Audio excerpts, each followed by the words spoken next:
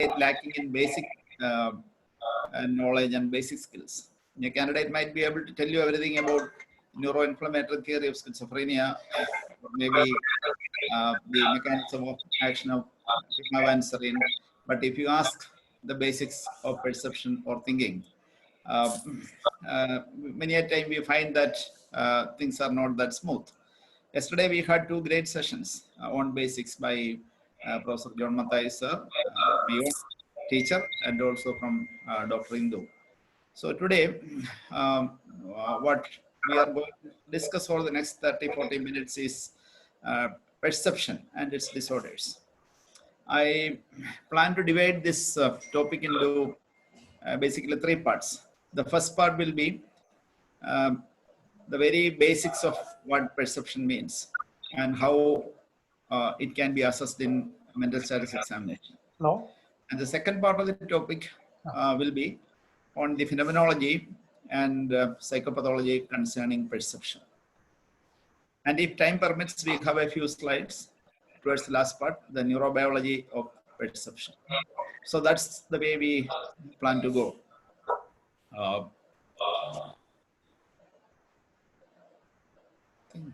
Slide.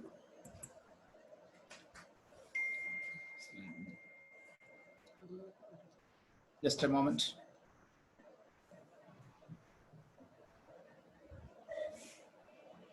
Slide.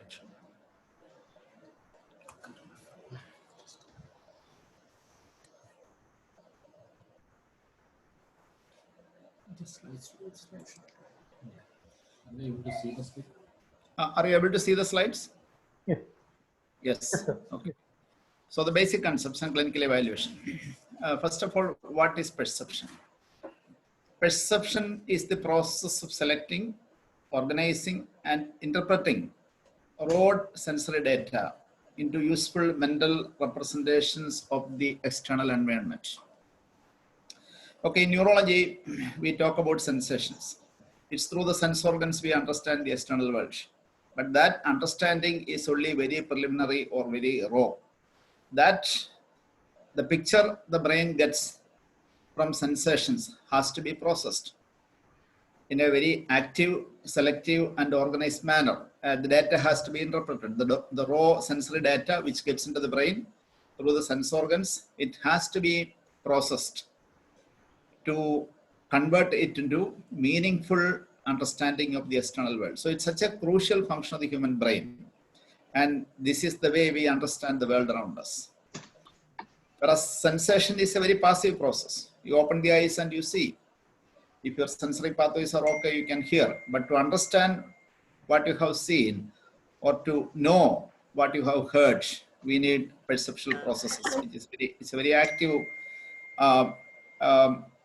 function of the human brain. So the five sensory organs are very vital, but perception is beyond sensation. Understanding the environment around us, the world around us. So a very active process is happening inside our mind, in our brain every moment. And usually we take it for granted when things are moving fine. So it's not at all a passive phenomenon, as we have already mentioned, and the sensory stimulus and has to be converted to sensory information, which again has to be turned over to a meaningful experience. And again, it will be influenced by our prior experiences and concepts. Excuse me, sir. Excuse me, sir. Sir, 1 minute. Yes. I will just mute all. I think some of them are unmuted and there is a background. Yes, I'll wait. Just mute it and I will allow you to.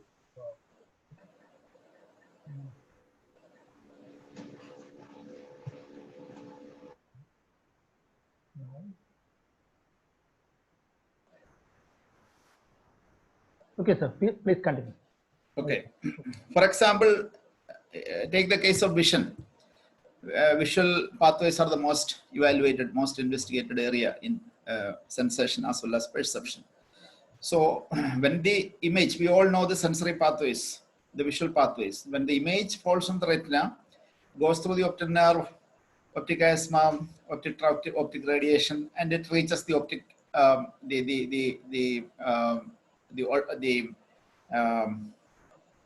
The cerebral cortex, the calcarine sulcus, the area 17 of the occipital cortex. The phenomena of vision happens, but it has to be a branch go to the lateral geniculate body. There it gets connected to our sensory or attentional system, the thalamic attentional system, or even the attentional inputs from the prefrontal cortex. And then only the perception happens. So it's not just the pathways from the retina to the visual cortex. So perception is beyond sensation. It is beyond the sensory areas.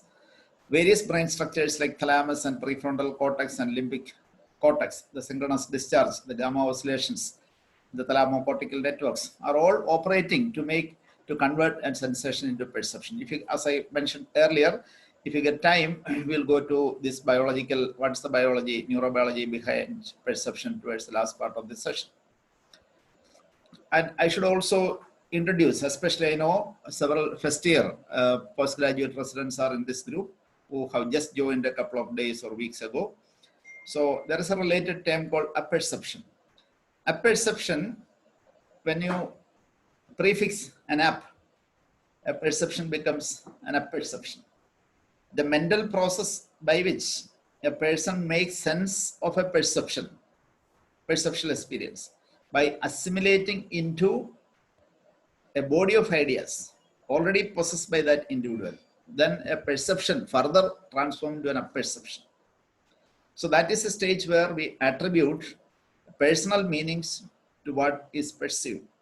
So initially a sensation happens, then it evolves into a perception, and finally at our personal level, we flavor it with our own meanings, and that is called apperception. And that is this is the function which is being tested in projective tests like thematic apperception test. Anyway, just to make you familiar with this concept of apperception, and as we go down, we may need some mention about apperception also later down in the presentation. So when the perception is in order, we take it for granted. The individual understands the world around him in a rather realistic and objective manner.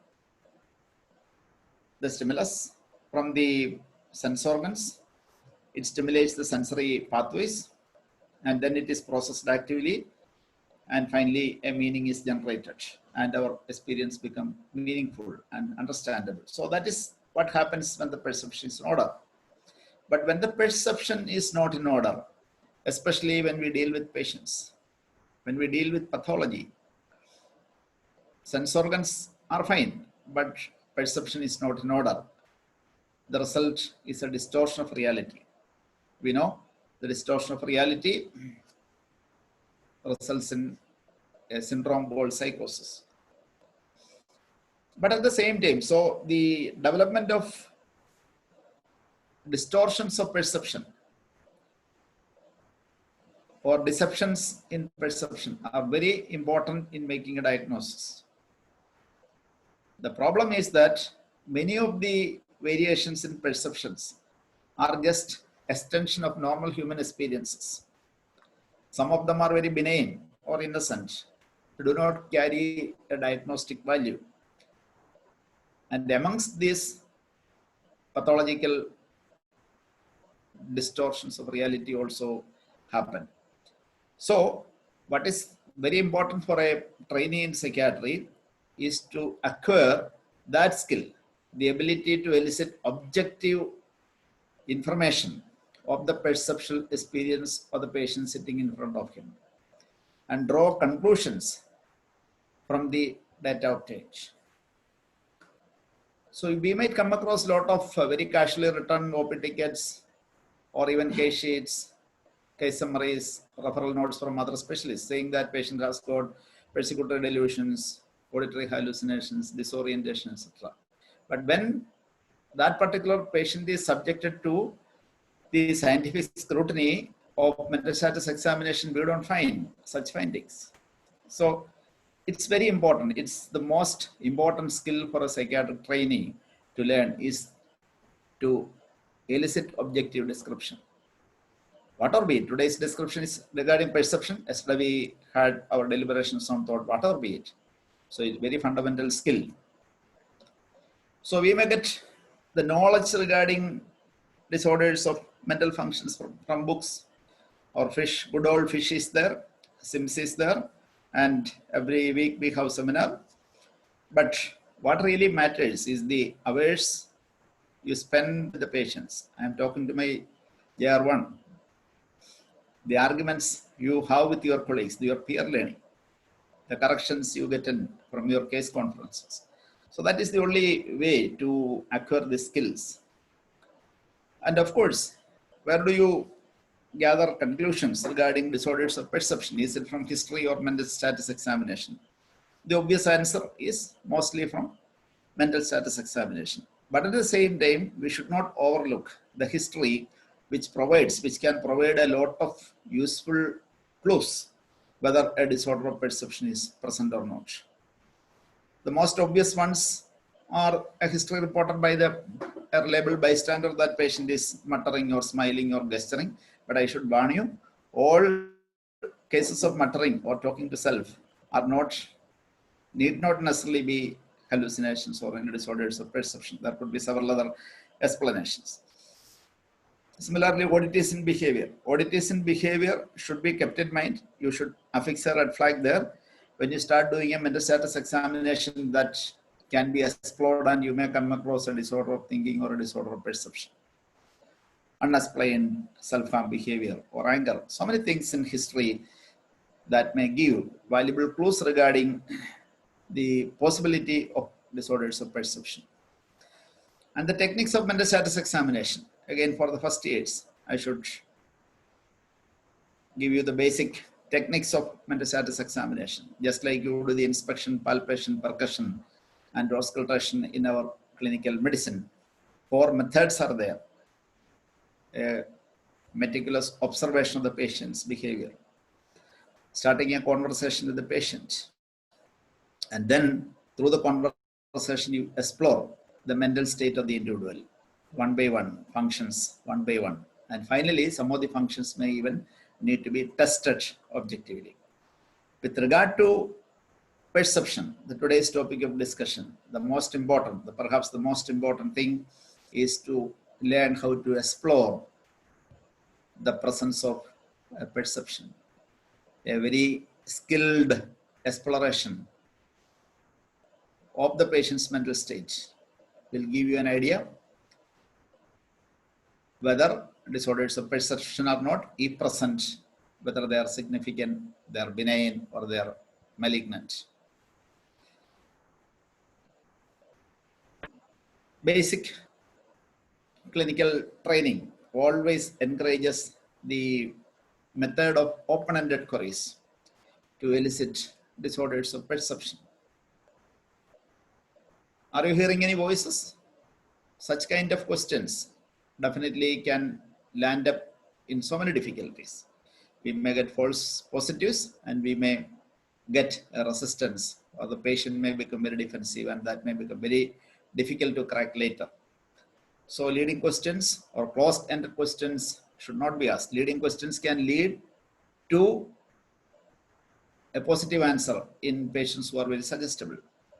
And it may lead to defense and resistance in patients who might be suspicious, who may not be trusting a psychiatric interview or an intervention from the beginning. So it should be a very sensitive and a very skilled dissection. And this can be trained only hands-on, near the bedside, in the OP room. So this is not the place for that. I was just emphasizing that this is the most important thing, the clinical skill every resident or psychiatrist in training need to develop. And of course, even if you are a very fine dissector, if you are very good in exploring, many a time it might not be possible to bring out any disorders of perception with clarity and with confidence. Never make the mistake of, okay, it should be there, it could be there. Getting a finding is smartness. So if I don't get that finding, I may be counted as a person who was not capable. Be very honest about this. Truthfully report that whatever we could elicit, and never over-diagnose psychopathology, especially the ones like disorders of perception. Let's be very, very parsimonious about it. If you are not sure, keep it like that. Keep it open. And that's not our problem. It's the problem with mental status examination. We are doing a very difficult task. So the description, so I am concluding this part of the speech by the description of perceptual disorders in mental status examination. It is not enough to say auditory hallucination present, pseudo hallucination present, etc. So we have to clearly record the modality in which the disorders of perception is there. Factors like whether it is happening in the wakeful, what is the level of wakefulness of the individual, conscious, altered sensorium, or whether it happens during sleep. So your entire story about your findings about perception can go toppled if ultimately if the patient says that it happened when I was asleep or I was drowsy. So it has to be very clearly mentioned, or it has to be clarified whether it happens during, whether it occurs during in altered sensorium or sleep. And again, we need to give an accurate, as objective description as possible with regard to the intensity, the content, and we need to make a mention about what is the level of clarity, the level of control experienced by the patient over this, the insight, how far the patient is aware about the true nature or maybe the pathological nature of the problem, and factors like precipitating factors, and finally the patient's attitude. So all these descriptions are important. That really will make the description of a disorder of perception complete. So unless we do that, we cannot make any conclusions. And what if you conclude based on a very casual description of psychopathology, so the entire diagnosis can go wrong. So unfortunately, the emphasis given for psychopathology has come down in most of the countries, even in India. Even for examinations, people are not specifying. So people are a bit lax and casual about psychopathology, which personally I feel that will basically erode the validity of our diagnosis. So that is our strength. That is the unique strength of a psychiatrist, to do a mental status examination objectively. So with this, we will go to the second part, phenomenology and psychopathology. And this is a vast area. Within the limited time, we will not be able to complete the entire, at least to do an aerial survey of the entire phenomenology of hallucinations, or the different types of hallucination, the hallucinations in different modalities. So what I thought that I will confine myself only to those areas which are commonly encountered in clinical practice, and the trainees or even the consultants find it difficult to some conceptual clarity is needed. So I'll be focusing on the major disorders of perception only, and the minor ones or the rare ones or all the descriptions. If somebody is interested and if you have time, we can take it up for discussion. If you read Sims or if you read Fish, every first year student is asked to read Fish. So they get so frustrated about even the language is difficult. And then the teachers will say that may we go and read Mayor Bros. So that was what that makes you further more confused. So at the end of the day, you will be the most confused person regarding what is hallucination, pseudo hallucination, what is reflex hallucination. So I thought that for today's deliberation, we'll focus only on these things. Other things, so the 3 years are ahead of you, we can learn from your teachers. So the basic classical division, the sensory distortions and sensory deceptions. Every book started, every deliberation on disorders of perception starts with this classification: sensory distortions and sensory deceptions. Sensory distortions are basically pathology in the sensory pathway, mostly the sense organ disorders, or the disorders which are traditionally classified as neurological disorders. Something happens because of the pathology in the sensory pathways, either in the sense organ or in the sensory pathway, or maybe in the sensory cortex. Something happens to the intensity, quality, and spatial form of the percept. So that is of interest to the basically an ophthalmologist or a ENT surgeon or the neurologist will deal. The only thing is that a trainee should know that these things should not be ignored, and they should not be mistaken as sensory deceptions, and the patient has to be investigated in that line, in a medical or a neurological investigation. So we'll just skip that part and we'll focus on the sensory deceptions. And the two basic classical deceptions are illusions and hallucination. And we will also talk about pseudo hallucinations, which come somewhere in between to confuse us all. Okay, so sensory deception, the basic thing, in the presence of an external object or external stimulus, if a different perception happens, that can be a simplest explanation for illusion. There is an external object. That means there is a stimulus coming from the external world. And a perception happens within the brain, but the perception is a different one. This is perhaps the simplest way of describing an illusion. So that is the first type of sensory deception. And the second one, the more interesting one, the more fascinating one, a new perception occurs in the human brain, even when the sensory stimulus, sensory system, sense organs are not stimulated. So that is very exciting, interesting, and challenging. We call that phenomena a hallucination. So very interesting things happening within the brain. So let's see one by one. So illusions, pseudo hallucinations, which come between, somewhere between illusions and hallucinations, and we will also discuss an imagery, which comes again in the discussion of these three important phenomenology. Okay, taking it one by one. Sensory deceptions, illusions. As we have already seen, this is a misinterpretation of stimulus from an external source. So what happens is that there is a fusion between the stimulus from the external source and the mental image which is coming from the internal source. So this gets fused, and what results is an illusion. Finally, we come across illusion in so many clinical situations, but not morbid in themselves. So illusions are non-psychiatrists almost always confuse illusions with hallucinations, and they overdiagnose psychiatric disorders. So they are not in themselves morbid. So that is the importance of identifying an illusion. But we do come across a lot of illusions in our clinical practice. So what is the theory behind the development of an illusion? So one is the presence of a set. A set means a group of beliefs, expectations, and suggestions, or disposition to experience a perception. An individual can be disposed, he is inclined, or he has a tendency. The set is ready to experience something.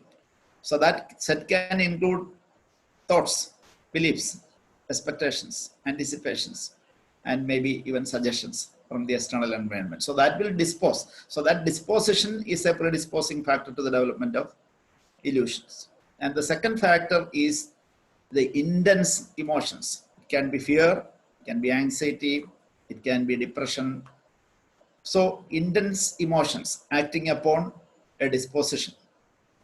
And finally, when there is a lack of clarity, when there is ambiguity about the sensations which are coming through the sense organs, maybe lack of intensity, too much of distraction. So the ambiguity or the lack of clarity of the sensation, they operate together so that the brain is confused and the brain will create a meaning. So that is called illusion. So we come to the classification of illusions. So this is the typical explanation for what we call as the affect illusion. So when emotions are playing a very important role, along with the lack of clarity of sensations and the predisposing set. So three types of illusions: the completion illusions, affect illusion, and periodolic illusion. Completion illusion, it is mostly of importance to see. It's only a curious phenomena. The brain is doing a filling action. Perceptual filling happens when we perceive an incomplete stimulus because of our past experience. Brain automatically does a filling action. Naturally happens. So it doesn't have much of significance. It's only for the sense of curiosity in order to make third-year students interested in psychiatry, you can show them various kinds of illusions. And there are the time illusion itself, the word illusion itself is abused in different manners. So we will not go into the completion illusion. I hope you understood completion illusion. For example, look at this. A person depending upon, so we see a picture which is not completed in itself, but the brain automatically does the filling, the perceptual filling effect, and you can read whatever you want to read. So that makes the people, that can make people aware about how complex way our brain function. But this is important. Okay, the affect illusion, about which we mentioned earlier, where a person with a set to perceive things in a fearful manner, plus social disconnection or lack of adequate stimulus or intense fear, the rope being misdiagnosed as the snake, very typical example of the affect illusion. This you come across in patients with delirium. When you go to see patients in the intensive care units, so they might be frightened, so they might be misinterpreting the drapes, the curtains moving as some persecutors hiding behind the curtains, etc. So that may make them very intensely afraid, and they may try to get out of the ICU bed, they may try to pull out the IV lines, and the old medical treating team are not able to comprehend what is happening to this person. They are uncooperative. So they may get unhappy with the patient for not cooperating, but actually the patient might be responding to an affect illusion, which often is persecutory and fear in nature and fearful. It is laced with a lot of fear. And this is the pareidolik illusion, where the brain creates certain pictures. So very complex pictures can be brought out from natural scenes or from nowhere. Looking at the sky, looking at any ambiguous stimulation can bring out a very fantastic type of interpretations. Like this one, we can see a face over there. So this is an example of a pareidolik illusion. So this is only for making the discussion complete. As psychiatrists, what we mostly come across is the affect illusion, and affect illusions can occur in several conditions. Like the most common conditions which I mentioned is delirium, and then mood disorders, anxiety disorders, dissociative states, substance use disorders. Very importantly, we may come across illusions in prodromes of psychosis, which can be very important, which can occur as a quasi-psychotic phenomena in conditions like the at-rest mental state at-rest ARM, the at-rest mental state. And sometimes it can occur in association with delusions of self-reference. But the commonest, I should say, it may be in delirium and in severe depression, etc.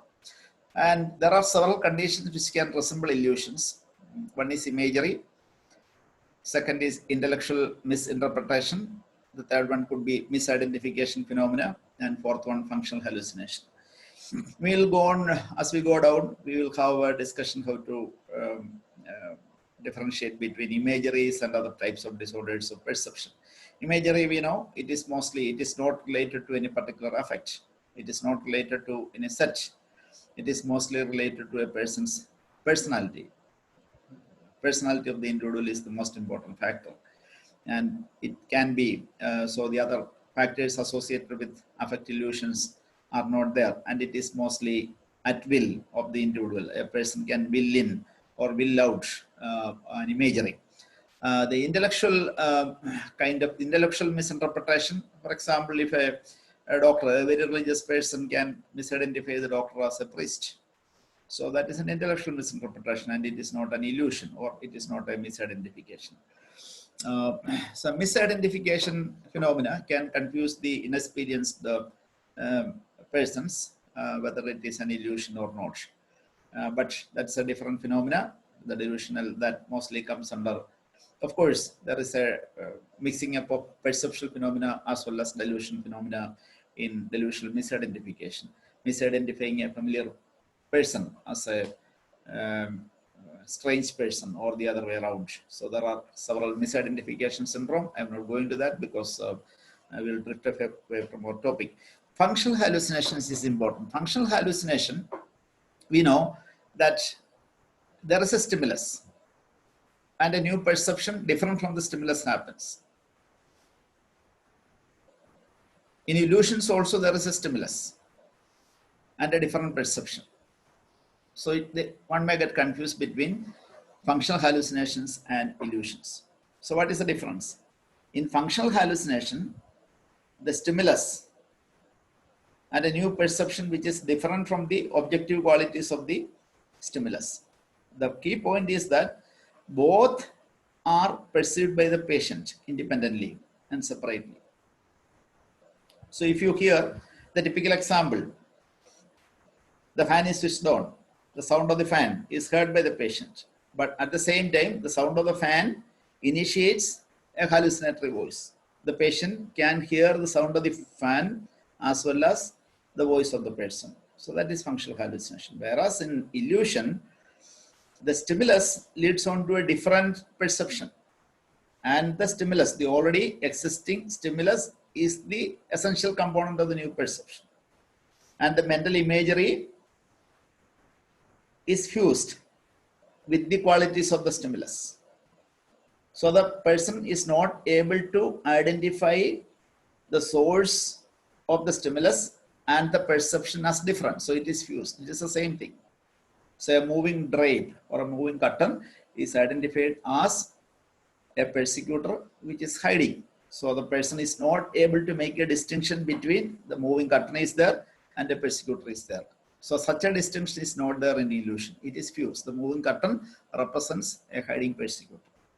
Whereas in functional hallucination, the person knows that the fan is operating, the source of sound is from the fan, and at the same time, simultaneously, he or she is hearing the voice of another person. So that makes the difference between functional hallucinations and illusions. I hope that's clear for you. This we have already seen, and now we have come to the hallucinations. So simplest and the most basic, easiest definition about hallucination is a perception without an object. A perception without a stimulus. That is the translation given in most books, but basically a scroll told about object, not a stimulus. Anyway, that's hair splitting. Basically, it's a perception without an object. So that breaks the fundamental principles of neurology. The basic principle of neurology, a perception, if a perception has to happen, a sensation should be there. In the absence of a sensation, in the absence of an external object or stimulus, a perception cannot happen. So that is the fundamental rule in neurology. It is like certain rules in physics. Neurological phenomena is like Newton's physics, but psychiatric phenomena are like quantum physics. So a Newtonian physicist will find it very difficult to, initially they had a lot of difficulty in understanding quantum physics. So my young brains who are listening to me, you are blessed to learn quantum physics. But we should not forget the Newton's physics also. Anyway, coming back to this discussion is called a perception without an object or a stimulus. So that's the simplest definition, but because even though that definition was very catchy and it captures the essence of what a hallucination is, then also the hair splitting has led to a lot of people who are not at all satisfied with this scroll simple definition. But try to remember, at least in your PG examination, say at least the basic definition. Okay. So Jasper, tried to improvise upon the scroll's definition, and he came with a little detailed definition. It's very important to learn definitions by heart. Some examiners are very particular that you should be telling the definitions by heart. A false perception which is not a sensory distortion or misinterpretation and spring on their own as quite new and simultaneously with and alongside real perception. So this is to include reflex hallucination, functional hallucination. We know that in functional hallucination, maybe in reflex hallucination also, there is an external stimulus. So that simple, that existence of functional hallucinations invalidates Esquirol's definition. And there are some other reasons also, but this is not the time to go into the reasons why this definition is a better one. But definitely, this is more acceptable than the Esquirol's original one. And there are other definitions as like Smith is telling that an extroceptive or an introceptive percept that do not correct to an actual object. Essentially the same thing, telling in a different fashion. Again, you have a percept-like experience in the absence of external stimulus has the full force and impact of real perception. That's important. The individual who experiences hallucination has a subjective experience of the impact of the real perception. So that is something which distinguishes hallucinations from imageries or other people. So people tend to say that, okay, these are all things which are imagining. So that is not imagining because the experience has the full force and impact of a real perception. And it is unwilled, occurs spontaneously, and cannot be readily controlled by the percipient. So these are the essential three criteria for an operational definition. Whatever definition you are subscribing to, but phenomenologically, these are the three important things. What, as Oscar originally pointed out, a percept-like experience in the absence of an external stimulus. Number one, a percept-like experience that has the full force and impact of a real perception. Number two, it is not an as-if phenomenon. It is not an imagined phenomenon. It is a real experience of the individual with full force and impact. And the third thing, percept-like experience that is unwilled, occurs spontaneously, and cannot be readily controlled by the person who experiences. So these three characteristics should be met. In a classical sense, if you want to characterize an experience as a hallucination. So, but remember, these three characteristics are mainly derived from the view that hallucination is a disorder of perception. But if you look at the old literature about the hallucination was given. If, for example, if you look at Meyer-Gross, hallucination is described as the sixth feature of psychiatric disorders. So they have given it after thought disorders, emotional disorders, volitional disorders as a last part, because the classical psychopathologists thought that hallucination is a secondary phenomenon. It is not just, they thought that it is an explanation for a more fundamental phenomena occurring in thinking or volition or emotional state. Okay, so it is beyond perception. It is not just a disorder of perception. So that is, for example, a person with hallucination is able to tolerate. Many a time we will ask, are you hearing the voices? Or are you sure that other people are also hearing the voices? We are all in the same room. How can it be you are the only person who you hear the voices? Why others are not hearing it? Majority of the instances, the patients acknowledge that they are the only people who are able to hear these voices. But that doesn't make them disown their experiences. So the publicness, that is what happens in a real situation. It is not there. But still, the person who experiences the hallucination is not bothered about that. He is so convinced about the full force and depth. So it is something which is beyond a perception. For example, in a neurological conditions, for example, in a patient with Charles-Bonnet syndrome, they may experience very vivid hallucinations, visual hallucination. At the same time, this publicness, they do accept that others are not seeing it. Others are not able to see that. So that embarrasses them, that bewilders them. And because of that, they are able to accept that it need not be a reality situation. But whereas hallucinations in primary psychiatric disorders like schizophrenia, a patient is not bothered about the this particular aspect. They are the only persons who are able to. The publicness is not there. Again, the plausibility. For example, look at Lilliputian hallucinations. For the youngsters, Lilliputian hallucination means the objects appear very small, just like what Gulliver saw in Lilliput. Read Gulliver's Travels if you haven't read it. Okay. Or look at extra-campaign hallucination. Extra-campaign hallucinations, the voices are heard from miles and miles away.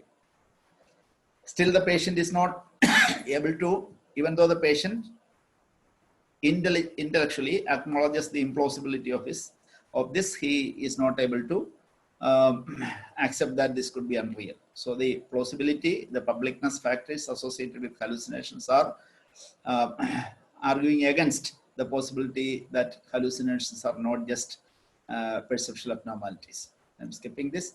And now coming to the most confusing term, the pseudo hallucination. Jaspers, the celebrated psychopathologist, Jaspers has made very significant contributions in understanding, in our present day understanding of what pseudo hallucinations are. He mainly depended on the work of Kandinsky with regard to how to define the pseudo hallucination. The main point is that they are similar to normal perception, except that it occurs in the inner subjective space. Hallucinations, just like real perceptions, are appreciated by the patient as coming from the external space, external objective space, not from the inner subjective space. So this, according to Jaspers, and mainly drawing from the work of Kandinsky, this is the major difference. In all other aspects, a pseudo hallucination is very similar or akin to a true hallucination or a genuine hallucination. Okay. But at the same time, we should realize that there are several other ways in which pseudo hallucinations are understood. Several other ways. If you look at psychiatry books, we will consider, for example, the insight, the presence of insight or not. So others like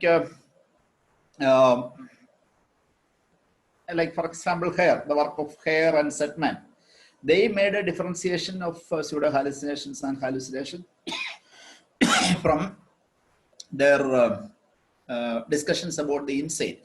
If a patient has got insight into the pathological nature or the unrealistic nature of a hallucination, they will call it pseudo hallucination.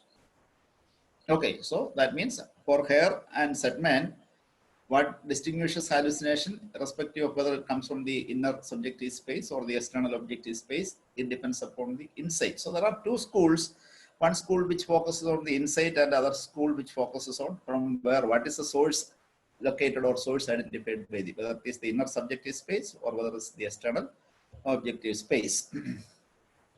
So this confusion, so not only these are the two main distinctions, but pseudo hallucinations has been used in innumerable confusing ways. For example, transient hallucinations experienced by a patient in grief reaction. There are some books which describe it as pseudo hallucination. Or the hallucinations which do not like the quality, maybe which you see in dissociative disorders, they call it pseudo hallucination.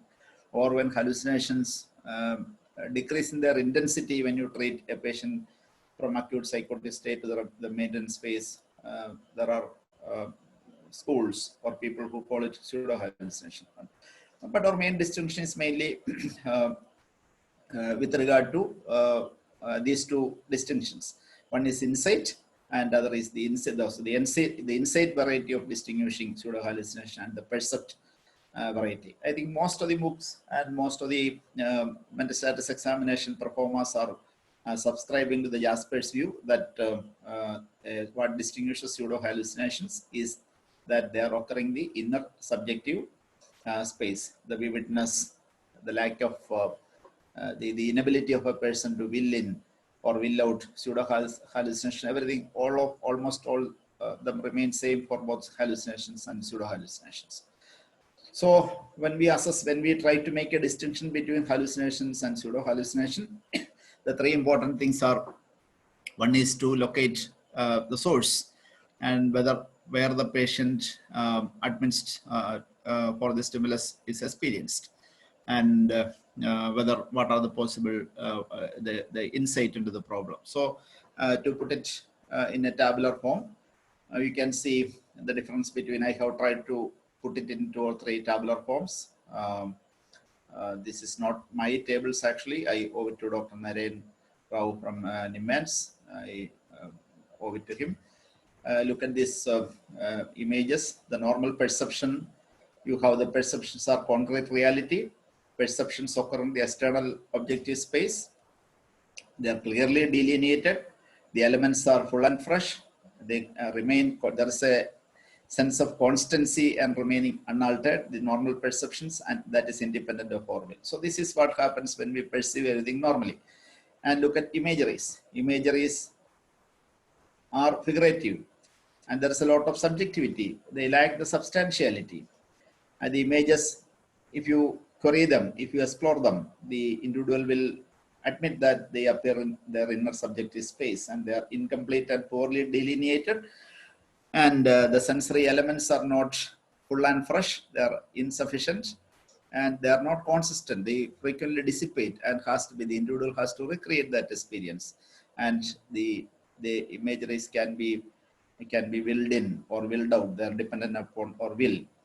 And now look at this table, which shows the difference between the comparison between hallucinations, pseudo hallucinations, and imagery.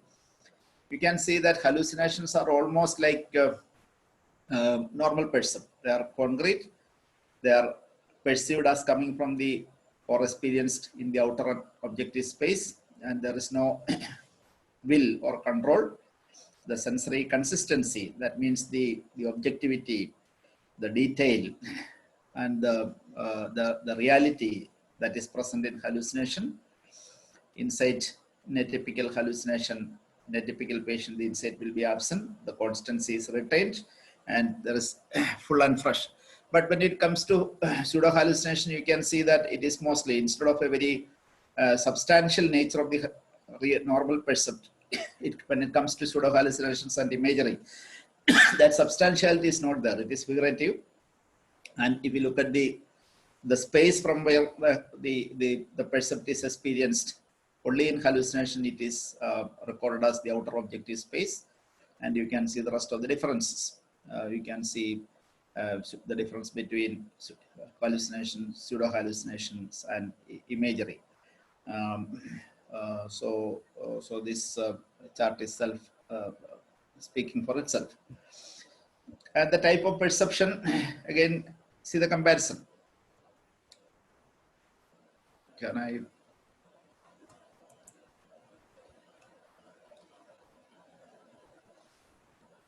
The screen, I am not able to see the full screen. Okay. So you can see the perception, imagery, the pseudo hallucination with the insight-based pseudo hallucination and the percept-based pseudo hallucination and hallucination. Look at this. The space is external in both perception, the normal perception, as well as hallucination. And also, if you accept pseudo hallucinations with the insight variety of pseudo hallucination, it is external. Whereas in imagery and pseudo hallucination with percept, if you are accepting the pseudo hallucination with the where it is perceived, it is internal. The vividness you can see in normal perception and hallucination, it is very, very vivid. In pseudo hallucinations are also the vividness is not there, but is there, but it is absent in imageries. The control factor, the control factor is only for the imagery. For all other hallucinatory experiences, the individual doesn't have a control over it. The source identification, you can see that the source identification is possible in a patient with the imagery, or if you are accepting pseudo hallucination with an insight type of classification. And the plausibility or possibility, you can see the difference. It's the same for imagery and the normal perception, but in other conditions it is not there.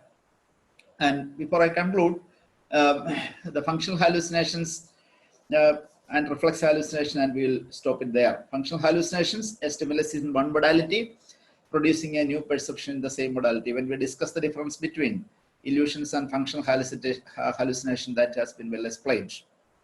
Both the stimulus and the new perception are experienced simultaneously, but distinguished clearly from each other. That is the factor which distinguishes functional hallucinations from illusions. And it need to be also differentiated from reflex hallucination. Synesthesia and reflex hallucination, again a topic which is confusing to many trainees. Synesthesia means the experience of a stimulus in one sense modality producing a sensory experience in another modality. It is not a hallucination. So if you experience a stimulus in one modality, the classical example given in all psychopathology books is somebody rubbing a blackboard with nail or some with paper, etc. So then that will make another sensation. So you may get a goose flush, or you may get a cold sensation down your spine, And these are normal. So this kind of experience, a sensory experience triggered by another sensory experience in another modality. Okay, so modalities are different, but there is no pathology there. So, but look at reflex hallucination. It can be considered as a type of synesthesia, but it is a morbid form. So stimulus in one sensory field produces hallucination in another. So if you talk to a person or pat on his shoulder, that can be described as. Sims gives a beautiful example. The doctor is writing a prescription. The patient says that she is feeling pain in her abdomen. So the writing produces a pain, another hallucinatory experiences. Or rubbing with a eraser that produces a different kind of sexual stimulation in the patient's body. So these kind of hallucinations are morbid. Two systems, two sensory modalities are involved. In reflex hallucination, a hallucination is occurring, but whereas in synesthesia, it is only a sensory experience. So that is, this table is good enough. It's differentiating synesthesia and reflex hallucination. Look at synesthesia. A music is, instead of hearing a music is seen. So seeing a music is synesthesia. But after hearing the tap of water flowing, if you are able to see Narendra Modi giving Man Ki Baat, so that is reflex hallucination. So this can be, often there is only one, both stimulus and object is perceived in reflex hallucination. Synesthesia, only the music, only the visual part is there. It occurring at the same time in synesthesia, but in reflex hallucination it occurs one after the other. Often simple and unformed in synesthesia, fully formed or complex in reflex hallucination. So object perceived corresponds to the stimulus and the independent object. So these are, table illustrates the difference between synesthesia and reflex hallucination. Hallucination, before we conclude on this psychopathology, hallucinations, when they are prominent and persistent, we know that when hallucinations are prominent and persistent, it indicates psychopathology of severe nature, psychosis. But just to give you this interesting information, hallucination can occur in general population as well. Well exemplified by the recently conducted WHO mental health survey. So it showed that 1 out of 20 persons, 5% of the population can have hallucinatory experiences, but they are not persistent and permanent or important. So that is why they are not. Okay, so we have almost reached our time. So this neurobiology of hallucination, I will just go through because it's a vast area, but I thought that this will be interesting. Just this thing. So the synchronization of gamma oscillations in the thalamocortical networks, the attention and working memory system, these are the functions involved in converting a sensation into a perceptual experience. So we have sensory deprivation studies, epilepsy studies, lesion studies, neuroimaging, and EEG studies have all shown that there is a definite substrate, anatomical substrate or functional impairment underlying hallucinatory experiences or disorders of perception. For example, the altered connectivity between the temporal, prefrontal, and the anterior cingulate gyrus, which is evidenced in functional imaging studies. EEG showing altered gamma oscillation in the thalamocortical network. So that will have a top-down influence on our sensory processing, which ultimately results in hallucination. So there are several theories of hallucination, the cognitive perceptual theories. This is I'm leaving to you as a homework because hallucinations are not phenomenological curiosities. They are in fact actually very intriguing, very exciting brain dysfunction.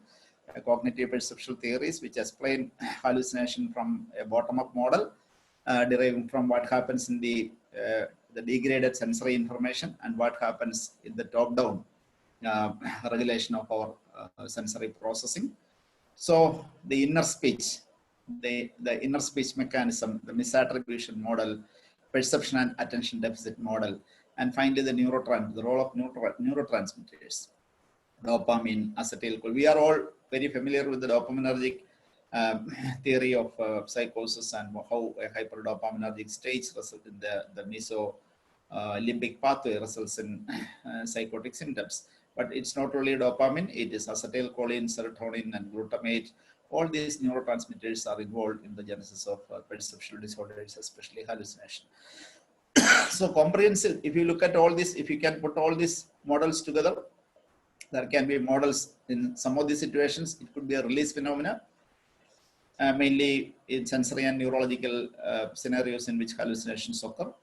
Or if you take epilepsy, it can be an irritative process. And if it is an attentional thalamic reticular nuclear activating system, attentional impairment or cognitive root. So the pathophysiology of hallucination is being to be understood. That is going to be deciphered. The curious phenomena of hallucination is slowly unraveling. We are able to decipher what happens in the brain when hallucinations happen. So I leave it as a homework. Read about what is the neurobiological basis of hallucination. Very interesting articles are there. I devoted most of the time to the second part about the phenomenological dissection, and I conclude by highlighting these points once again. Perceptions refer to making sense of external reality by interpreting sensory experience, and this is the brain function by which we understand the external world. And the disorders of perception should be sought for sensitively in history and dissected out skillfully in mental status examination. Disorders of perception like illusion, pseudo hallucinations, and hallucinations should be distinguished from each other, though such distinctions are not easy even for the experienced clinician. The neurobiological underpinnings are being understood in recent times. Thank you, and I think we have 5 or 6 minutes for questions. Smita ma'am. Yeah, thank you, sir, for this very brilliant presentation. And how you have emphasized about the importance of clinical case presentations and learning psychopathology at the bedside. The presentation was simply marvelous. And we have a few questions. Should hallucinations be in the absence of internal stimulus too? That is by Dr. Krishnan. Krishnan, sir. Should hallucinations be in the absence of internal stimulus too? Would you like to answer that question, sir? Yeah, because some of the initial studies has been on sensory deprivation. Sensory deprivations have repeatedly shown that that is a very breeding ground for development of hallucination. Secondly, the attentional mechanisms, and the hypostimulation, the understimulation of the attentional mechanisms, neurophysiologically, that can again give it. So that because of the paucity of time, I did not go into that. The cholinergic mechanisms essentially points out to the reduced the attentional mechanism or reduced the in the brain, which could be a predisposing factor for the development of hallucination. So beyond that, I think we have another question. Ekta, how to check or what questions to ask to determine that voices are in subjective space? It's a very practically relevant question. Let me, many candidates get confused when a patient says that he is able to hear voice from his intestine or somebody speaking from inside the heart. Is it from subjective inner space or is it from objective outer space? Even though the description of space means it is mostly the space of the mind. Is it happening within? So that is the reason why voices coming from within the body are considered to be occurring as the outer space of the mind. So it is coming from an outer source. Okay, so that distinction is there. The inner space, inner subjective space, and the external objective space means the space of the mind, not the space of the body. The physical limits of our body is not that. I would like to clarify that first before going to the specific of that question, how to ask for it. So again, an open-ended question can be a bit difficult in this. So when you explore the nature of the hallucination, at some point of time, you have the liberty of getting into, you close upon, you funnel upon to specify certain things. We can definitely ask the patient, okay, you are talking about the voices speaking to you. Can you tell me, was the voice, are you able to locate? എവിടെ നിന്നാണ് ഈ ശബ്ദം വരുന്നതെന്ന് ശ്രദ്ധിച്ചിട്ടുണ്ടോ?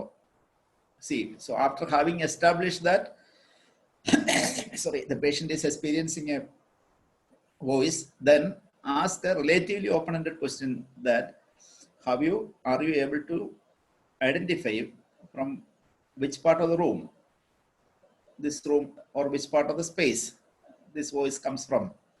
So that kind of questions, dissecting questions, final dissections of the questions.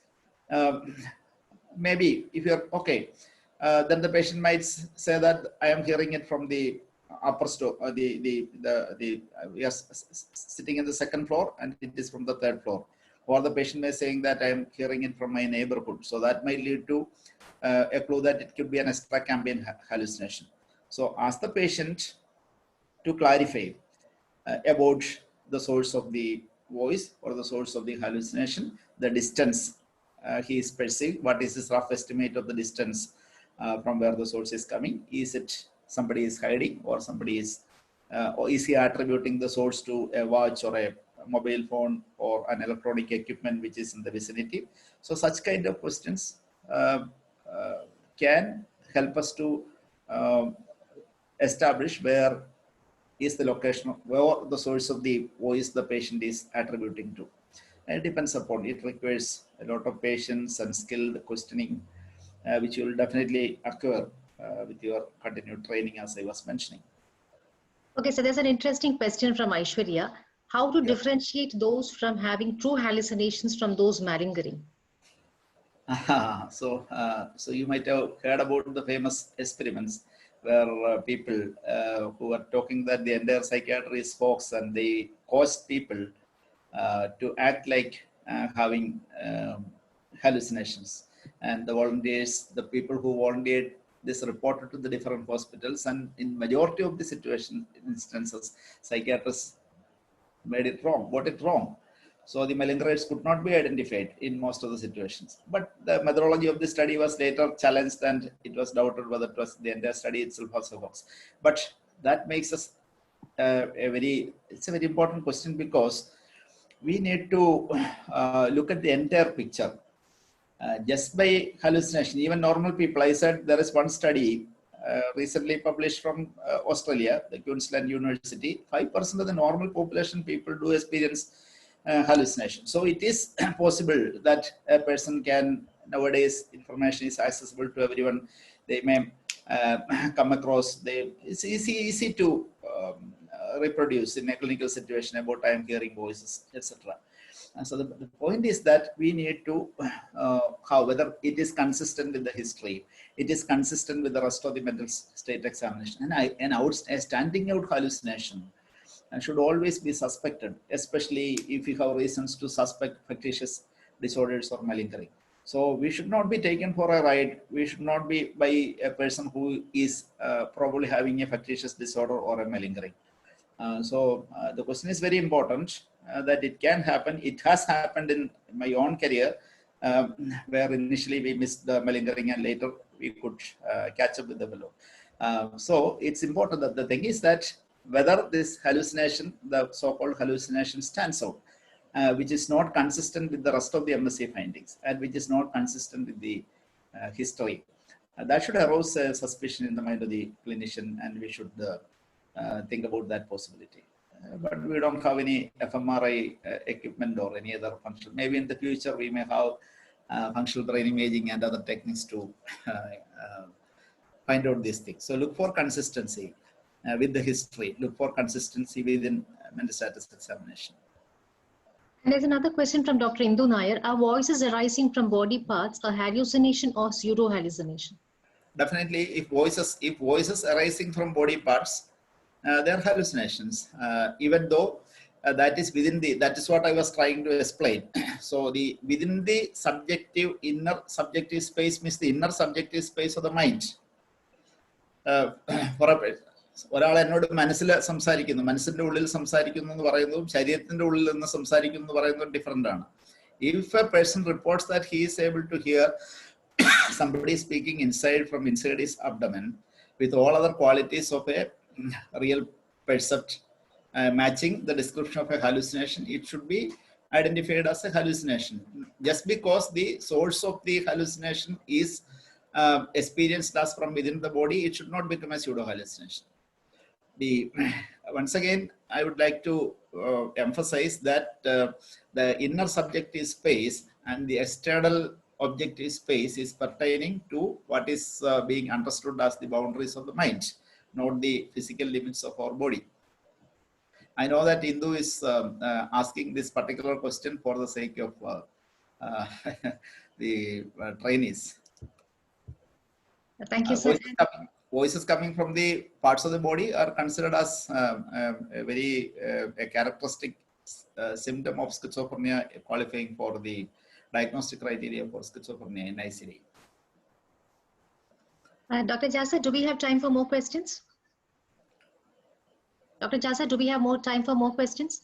Okay, then I'll come to the next question. How do you differentiate hallucination-like experiences that are sometimes seen in healthy people to rule out the possibility of psychosis? I think I've already answered, but still. Yeah, mainly, especially, for example, in patients with schizotypal personalities, in people who, with at-risk mental state or prodrome of psychosis, we do come across.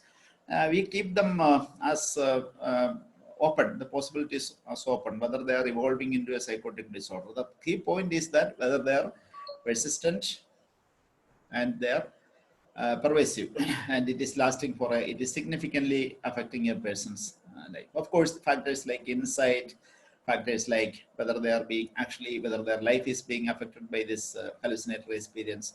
Are they able to look at it? For example, a patient with a hypnagogic hallucination, he will experience it only as a curiosity. He is interested to know what is this phenomena, why is it happening, etc. So, but of course, if you think that not necessarily in every patient hallucination can occur all on a sudden, fully formed, etc. It can slowly evolve. It can disappear after some time. So it's a spectrum between normalcy and with the psychopathology. It's a spectrum. So people can fall anywhere on the spectrum. So we should weigh this presence of hallucination against the background of the entire clinical picture, not in isolation. Excuse me, Dr. Smita, can I contribute? Yes, please. Yes, please. Thank you, sir, for a wonderful presentation. I'd like to add one point to the last question. That is, as sir said, the whole picture is important, and the impairment in functioning, which is emphasized in DSM, that added to this hallucination makes more sense, whether it to rule out psychosis or malingering. The impairment in functioning has to be looked for. So that is what I feel. Thank you, Indu, for the rejoinder. It's a common denominator for diagnosing psychopathology. It's impairment of functioning and distress, of course. Okay, another question. I think sir has already clarified, but still I'll give it to you. If you would like to, you can take it, sir. What is the difference between functional hallucination and reflex hallucination? See, essential difference is that in both functional hallucinations and reflex hallucination, that breaks the essential definition by Scroll, that hallucination is a perception in the absence of an external stimulus. In both reflex hallucinations and functional hallucination, the external stimulus is there. Okay, so that makes reflex hallucinations and functional hallucinations similar because an external source is there, an external stimulus is there. Then what is the difference? In functional hallucination, an external stimulus occurs. Along with that external stimulation, along with the normal perception of the external stimulus, that will trigger or that will lead to a new perception. So that means the patient turns the tap on, the patient switches the fan on, the patient is hearing the sound of the fan, the patient is hearing the sound of the water flowing. So that normal perception is happening. At the same time, triggered by this particular sensation, the patient starts hearing voices commanding, discussing between themselves. Okay, so in the same modality, in the same auditory modality. So these two things happen side by side. The person switches off the fan, turns off the water, the sound, the external sound stops, and the perceptions also disappear. That is a typical occurrence of functional hallucination. Whereas in reflex hallucination, the modalities, one of the essential differences is that the modality of the initial sensation and the modality of the subsequent sensation are different. a person is seeing something. Okay, visual, he is seeing a flower, but the person is hearing a music. So that is reflex hallucination. Somebody is examining a patient's eye pupils with a torch. So it is a visual stimulation. And the patient starts hearing a conversation. So as experience happens in another modality. So that is an example of reflex hallucination. So I think these examples will settle down your doubts about what is the difference between functional hallucinations and reflex hallucinations. So I think because of the paucity of time, shall we come to a close of this discussion? It was really a brilliant exposition and a very brilliant discussion. And thank you, sir. Thank you very much for making it very simple and very comprehensible. Thank you once again. Thank you. Thank you. Am I visible? Yes. So, Dr. Jasa, shall we go to the next talk? That is about, shall we? Yeah. That is about psychiatric nosology. Yeah? Yes, Yeah, ma'am. psychiatric nosology, the cornerstones. It is being delivered by none other than Dr. Vidhukumar sir. He's my teacher also. He's a brilliant academician, currently working as additional professor in psychiatry at the Government Medical College, Ernakulam. He has been trained formally in clinical epidemiology. He's an MPhil in clinical epidemiology and medical education technology. He had been a resource person in CMEs of Indian Psychiatric Society at the state level and South Zonal level. He had also been a resource person for research methodology at workshops at the state level. Areas of interest in psychiatry are addiction medicine and psychiatric epidemiology. He is currently the editor of Kerala Journal of Psychiatry, an indexed journal and official publication of the branch of Indian Psychiatric Society. He has more than a dozen publications in state, national, and international peer-reviewed journals to his credit. Over to you, Vidhukumar sir, for your brilliant exposition of nosology, the cornerstones. Thank you. And once again, I thank the Venad Guild of Psychiatrists and Government Mental Health Center Trivandrum and IPS Kerala South Zone for inviting me as a chairperson. Thank you. Okay. Thanks, Smita, for those nice words. And thanks to Venad Guild for giving me the opportunity to talk on this PGCME on psychiatric nosology. Basically, when we come to medicine, one of the important things which comes to us is the important thing is on diagnosis. So we had been very mighty about the diagnosis we make and the way in which the diagnoses are made. And probably from a medical orientation, when somebody comes to psychiatry, again, that sort of the medical thinking is there to make a psychiatric diagnosis. Unfortunately, when a resident comes into psychiatry, what he finds is books, some Bibles like ICD-10, DSM, which they have to decipher. There are certain numbers, serial numbers in it, and they are forced to read it. They are forced to remember it and reproduce and make the diagnosis. So this is the scenario, and how why is it so, and what are the basic things one should remember about psychiatric nosology and classification, which is the point of my discussion.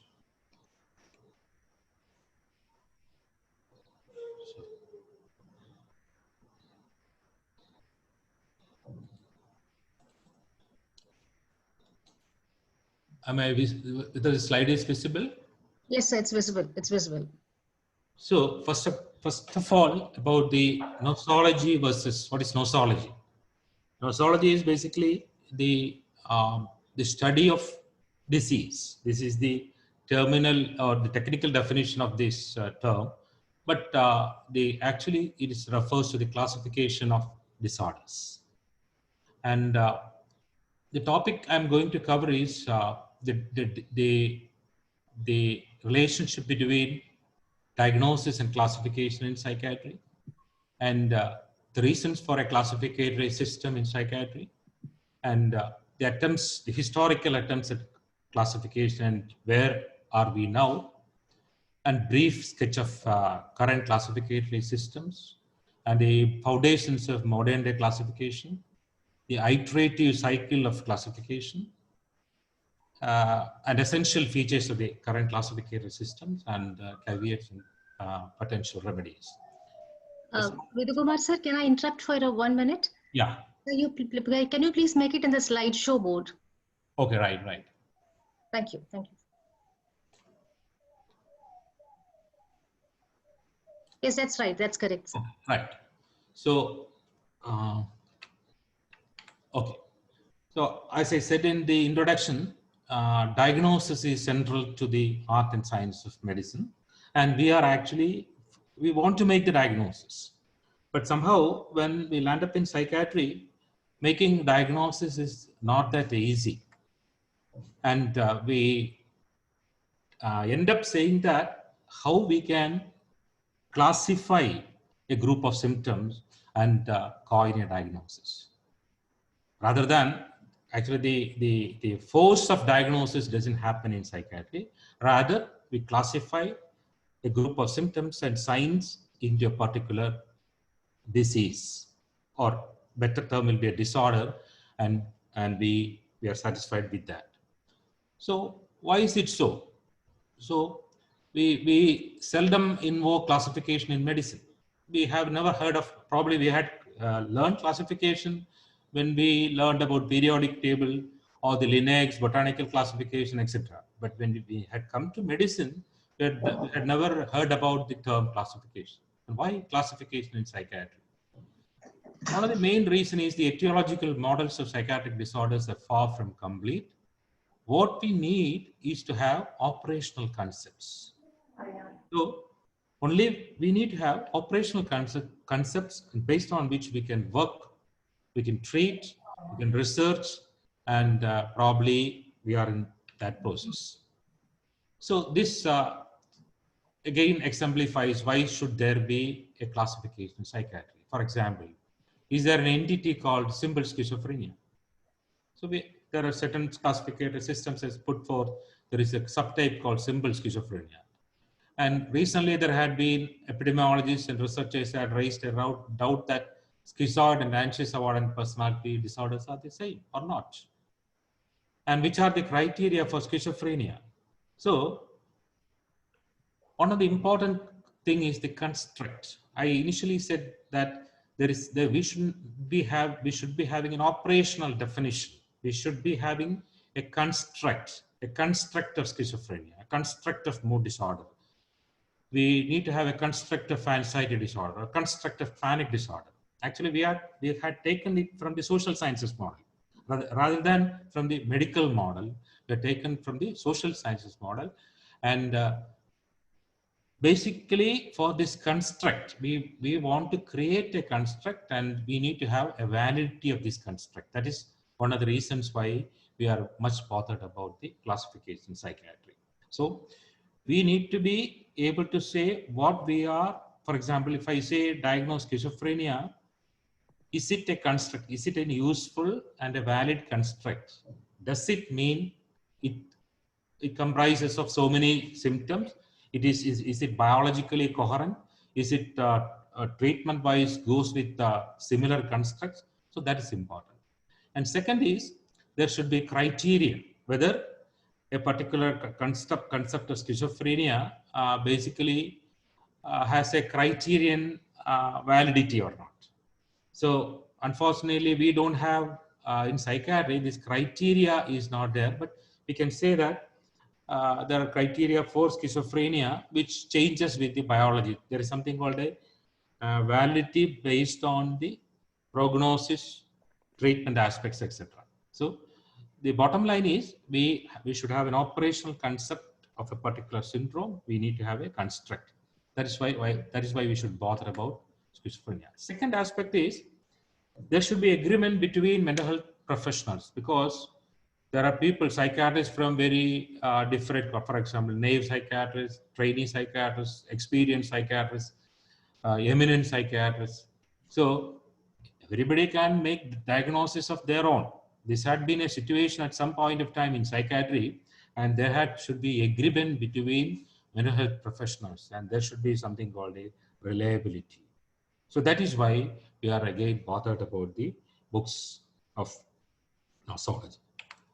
Third is communicating to the patient, because when we had assessed a patient, we had made a summary and all, we need to communicate to the patient effectively only if we have an operational construct and a diagnosis.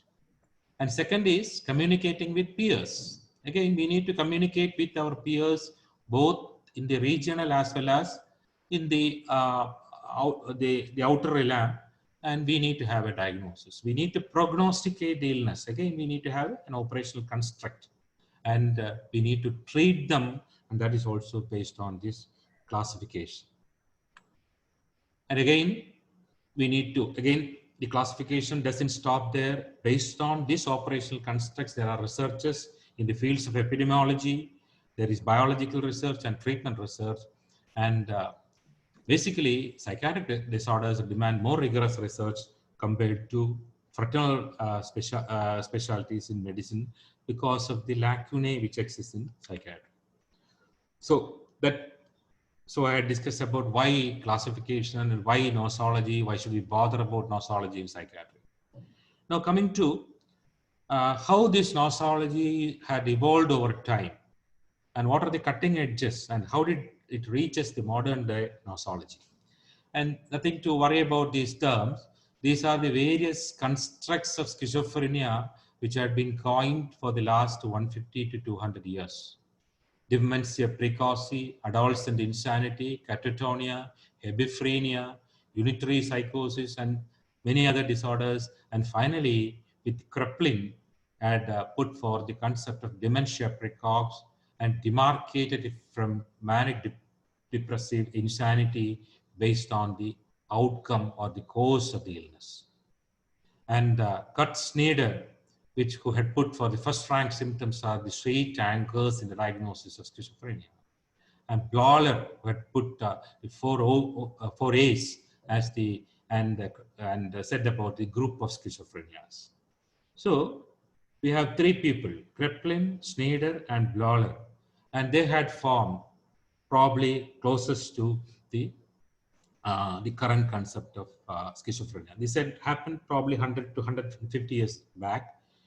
But what happened next was there had been influence of psychoanalysis from 1900 onwards up to probably 50s and 60s.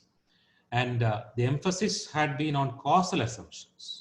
Means somebody is psychotic. Is it? Or why is it big? Why is it? Some stressor had. It's almost like a naive thinking of a resident in psychiatry who initially takes up the case and attribute the symptoms to a stressor totally. So people are looking for causal assumptions. Unconscious motives were important, and difference between individuals were more important than those with and without a problem. And the influence of Adolf Meyer and the psychobiology means the psychiatric, the stressors influences biology, and the disorders are reactions to the stressors. And that paved the way to something known as a reaction nosology, known as DSM-1 and 2. So most of the research or the ways in which psychiatric disorders were classified vigorously had lost its hope. And finally, one of the important studies which had happened was the Cross National Study on Diagnosis in 1970, which is said that probably in US, many of the US bipolar disorders are diagnosed as probably schizophrenia in UK. And there had been a lack of consensus among psychiatrists regarding the diagnosis. And again, along with that, one of the important things had happened was the Ellie Robinson, Samuel Goose, and others. They could be called a neo-Kraepelinian thought, and they at St. Louis in Washington University in Renard's School of Psychiatry had put forth the criteria for making a diagnosis in psychiatry. So these are the sheet anchors. There should be a clinical description, probably depends upon or observations, and exclusion. You should be able to reliably exclude other disorders from this diagnosis. They should be having a follow-up study which should be consistent enough. Family studies should support that diagnosis, and probably laboratories. They said that the laboratory studies also should support that operational construct known as diagnosis. And one of the important things about this neo-Kraepelinian thought had been they avoided theoretical assumptions about the etiology of psychiatric illness. And it's debatable, but as far as they thought that the psychoanalytic influence on diagnosis should be withered away, and there should not be any theoretical assumptions as such. The sociological, psychological, and biological vantage points should be given equal importance in the causative paradigm of psychiatric disorders. Now, this is what Robinson Goose said. There should be a clinical description. For example, in schizophrenia, this is a DSM-5 diagnosis: schizophrenia, delusions, hallucinations, disorganized speech, grossly disorganized for catatonic behavior, negative symptoms, and there should be social and occupational dysfunctions, and there is a duration criteria. So there is a clinical description for the diagnosis.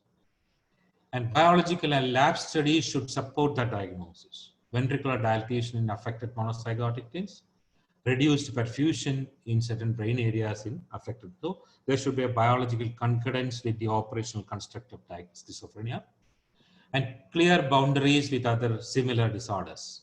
Like schizophrenia should be demarcated from mood disorder with psychotic features and should be demarcated from delusional disorder. And the course of illness, schizophrenia, after the first episode of schizophrenia, there is a progressive deterioration, loss in brain tissue, and treatment resistance with repetitive relapses. So a course should be characteristic of the condition, and family studies should show that there is a familial concordance, and classically identical twins have 48% concordance in schizophrenia, and naturally there is a genetic and a familial genetic etiology for the condition. And finally, which is not in Robinson and Goose criteria, there should be a treatment response, a concordant treatment response for a classified condition. The person with the disorder improves with the administration of the group of medications.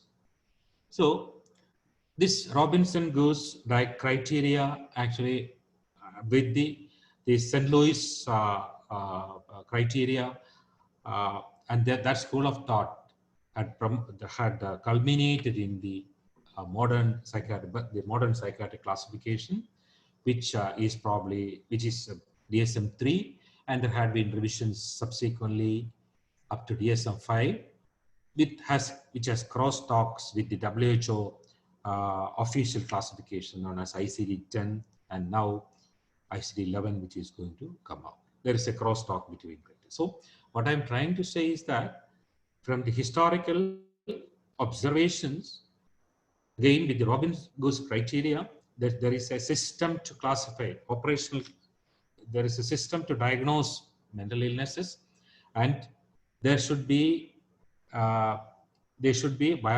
biological studies, there could be familial studies, treatment studies, which should be able to, by which one should be able to characterize those disorders, which ultimately leads to the iterative cycle in the classification. So the psychiatrist or the assessment is done, and the diagnosis is based on the existing criteria. And this existing criteria is not just for convenience. Actually, this is the culmination of observations, research in many fields, epidemiology, biology, etc. And these constructs are subjected to treatment. And again, there are studies on natural history, genetic, epidemiological research, and biological research, refinement for the diagnosis, and new diagnosis and new assessment methods. And this is the iterative cycle. And sometimes serendipity do happen. and contribution from the biological and social sciences is important. Both these are important in this iterative cycling classification. So what I said about the iterative system is that what we see as a diagnosis now may not be a diagnosis later on. It can change.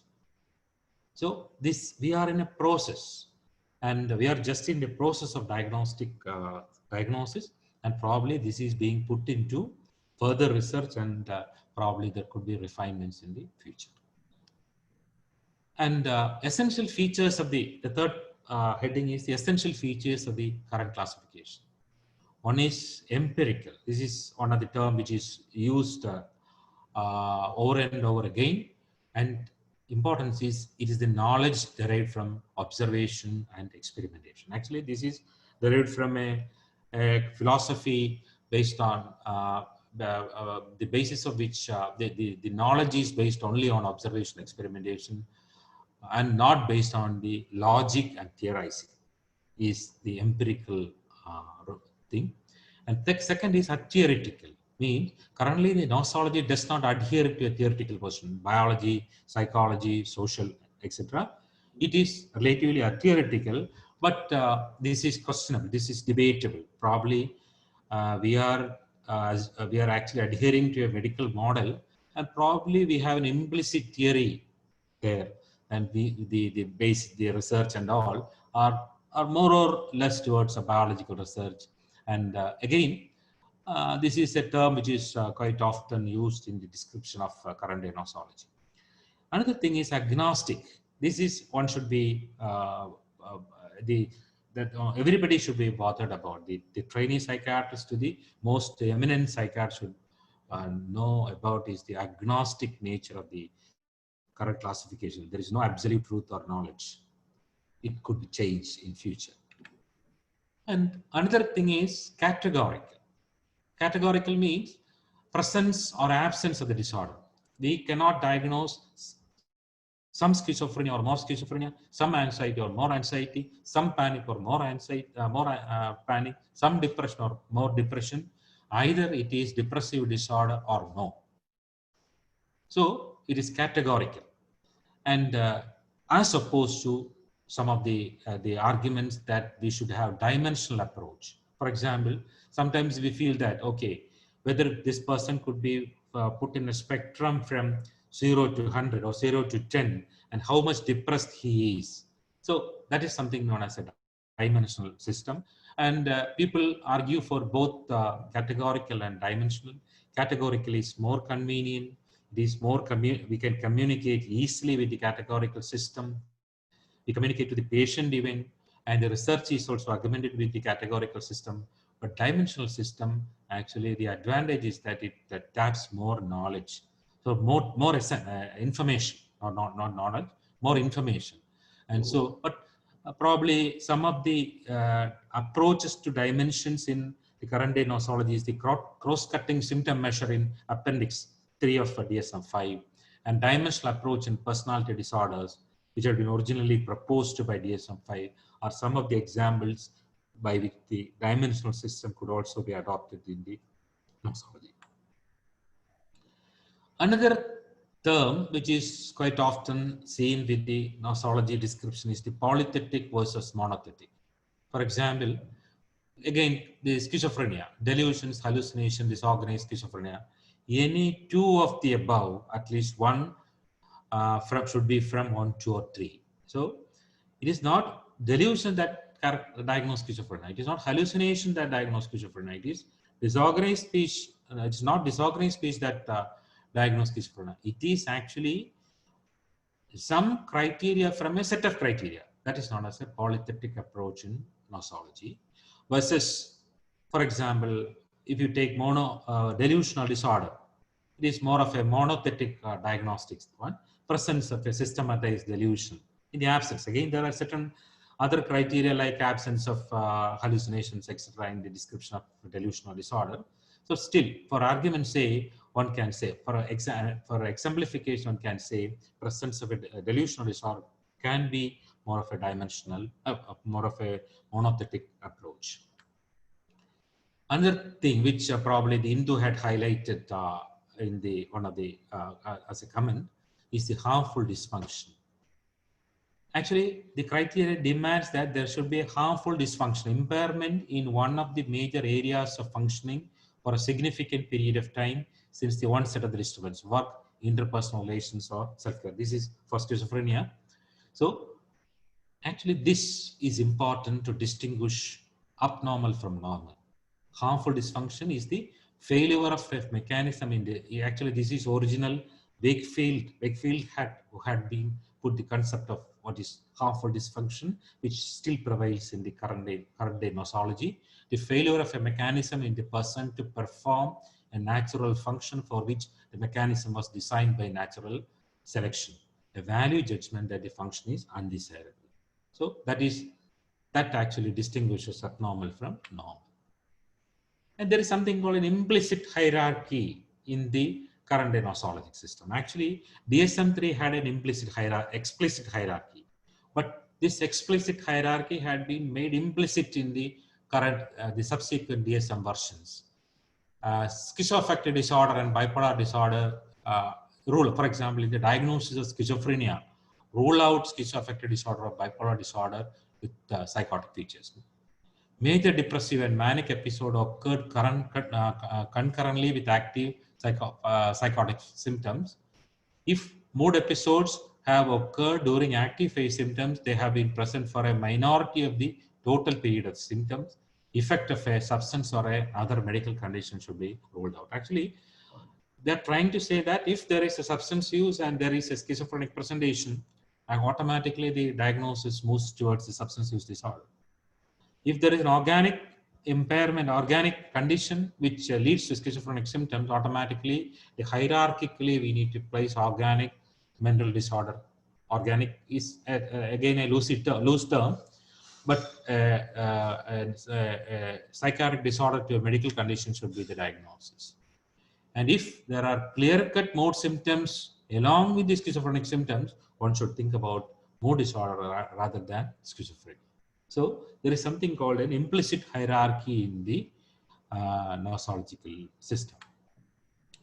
Then there had been a multi-axial classification which had done away with in DSM, but there is something called a cultural formulation instead. Some of the disability, the impairment criteria, etc., had been done away, but the cultural formulation had been retained in DSM, and there is instead of the global CGI, there is a disability impairment in the DSM.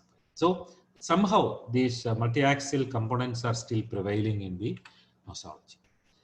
And again, once people are worried about what this field trial is, actually once from the research, an expert forms these criteria, make a book, and finally they are subject to international testing. For example, isolated international testing in probably in DSM in America and related countries to establish the reliability of the criteria, inter-rater and test reliability in clinical sample using in the clinical interview method or by a structured method, and a kappa stat is calculated, and then only the original version comes into force.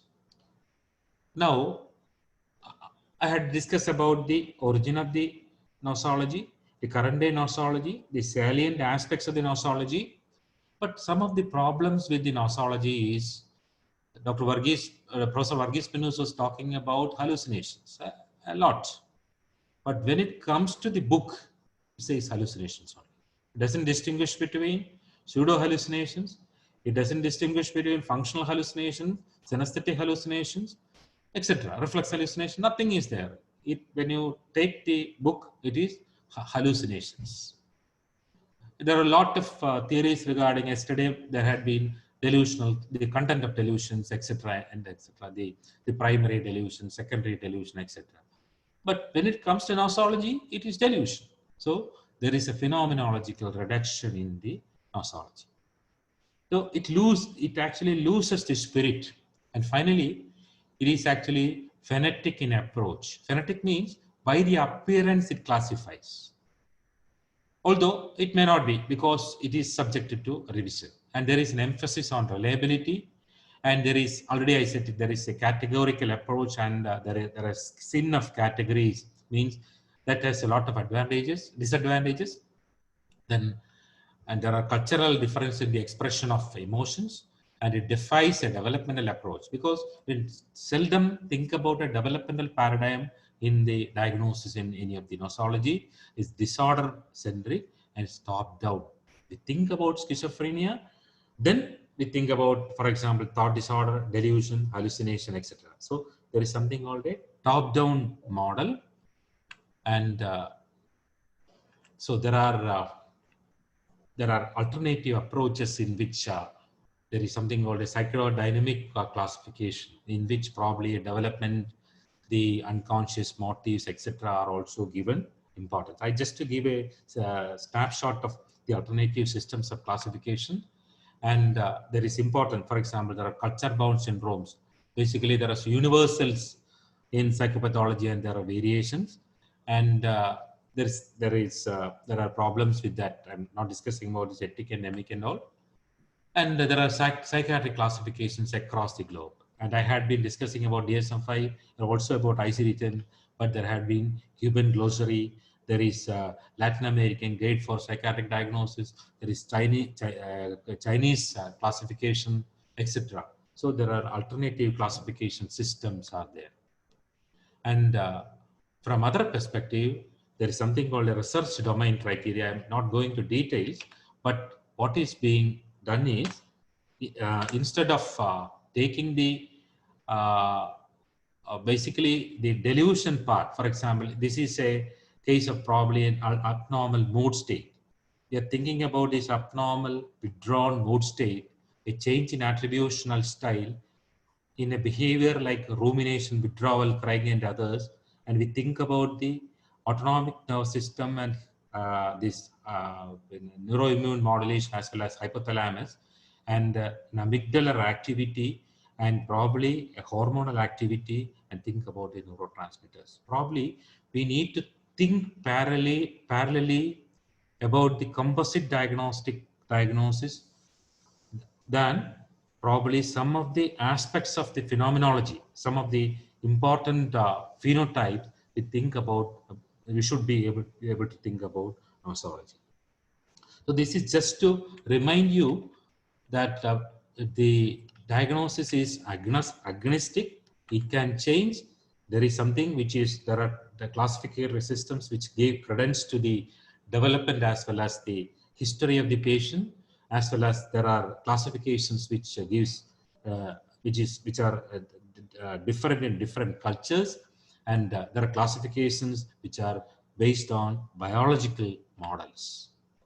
And so probably our classification systems like DSM and ICD-10 is there, but there is something called a developmental approach, the stressors, the way in which the symptoms are developing, the relation, the reaction of the immediate caretakers to these symptoms, all these are also important from a perspective. We also should think about the important phenotypes and the biology of these symptoms, and we should be bothered about, we should not let go the essence of phenomenology when we think about the diagnosis. That also, we need to understand the patient, we think about the phenomenology, we should be able to, we need to, actually making a diagnosis is actually a multitasking in which the nosological systems has to be taken into consideration. The probable biological underpinnings are needed to be taken into, the probable developmental origins as well as the stressors, etc. needs to be considered, as well as the phenomenology and culture is need to be considered. Actually, this, I had made this complicated deliberately. I could discuss well with DSM-5 and all, but what happens ultimately is that people tend to make diagnosis. Sometimes it happens that the case histories becomes copies of DSM and ICD-10, and they make the diagnosis. It's not that way. Basically, we need to travel from phenomenology for each case and then reach the diagnostic system. but somehow it happens in the other way. So that is why I deliberately put this slide. And finally, this is my final slide. Points to point, classificatory systems are need to be followed, but be aware that it is going to change. Observe for the departures, and also the cultural expressions of symptoms has to be considered. The experience of the patient should not be allowed to be submerged. The understanding about the individual patients to be about the individual patient needs to be maintained. The inquiry for an etiological model should be continued. With that, I conclude my presentation. Thank you.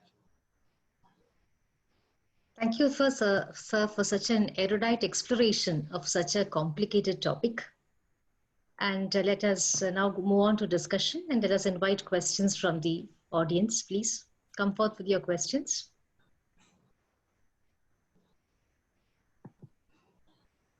I think I'm not received any questions yet. Probably the questions are being processed. Please come out with your,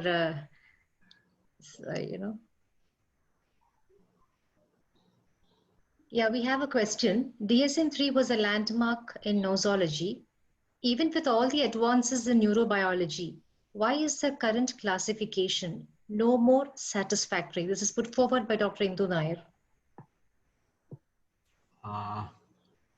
Actually, one of the things is that there had been no biological changes or important landmark discoveries that happened with this till now. One is that, because one of the problem with this, again, the iterative model is that we are seeing the biology through the DSM-5I. That is why probably the RDoC criteria is an answer to that. We are actually seeing schizophrenia and then researching on schizophrenia. So it is an iterative. Actually, it is probably a fallacy circuitry, and nothing is happening in biology. So it is. Second thing is, there is actually a trade-off for reliability rather than this construct validity.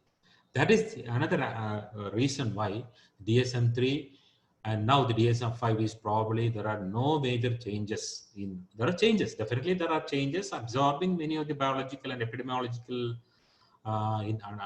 understandings, but still we cannot say there is no landmark change, you can say. I think Indu had raised that question. Okay.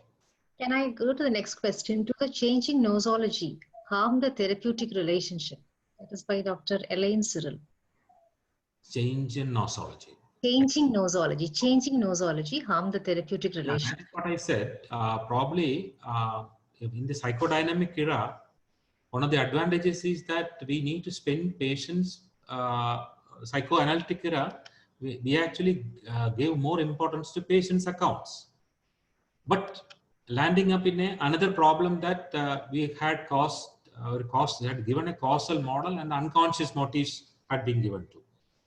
And DSM-3 onwards, what happened is that they had abandoned this, but with the trade-off of that, actually what I said, for example, delusions, understanding hallucinations, which is not given importance in the current day nosology, and naturally people are not thinking about the nuances of eliciting hallucinations.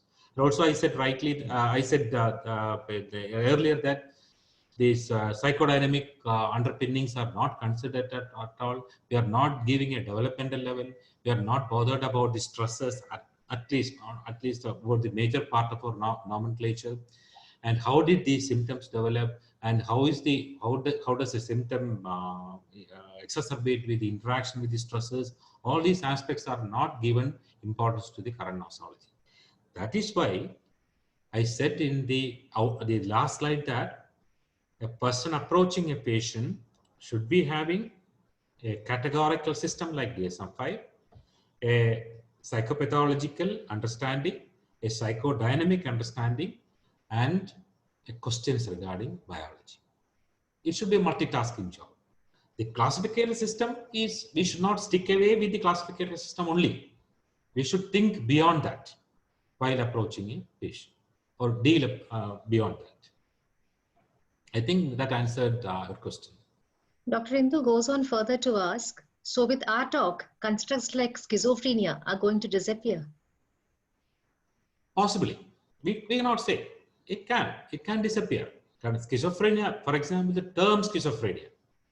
Schizophrenia is a split mind. Who believes in a split mind now? What is happening in schizophrenia?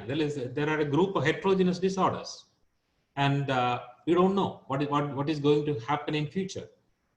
How when the biology is deciphered, whether there are many schizophrenia or a newer term which is more neurologically aligned is going to come, we don't know. But for the time being, schizophrenia is there. We need to work on that. We need to diagnose patients. We need to communicate to patients. We need to do epidemiological research. We need to do biological research. And naturally, we are in ഒരു വഴിയിൽ നിൽക്കുന്നു എന്ന് മാത്രം വിചാരിക്കുക അത്രേ ഉള്ളൂ. Dr. Sagar from Trivandrum, considering the multicultural, multilinguistic background of India, with the second largest population in the world, can we think of an Indian system of classification?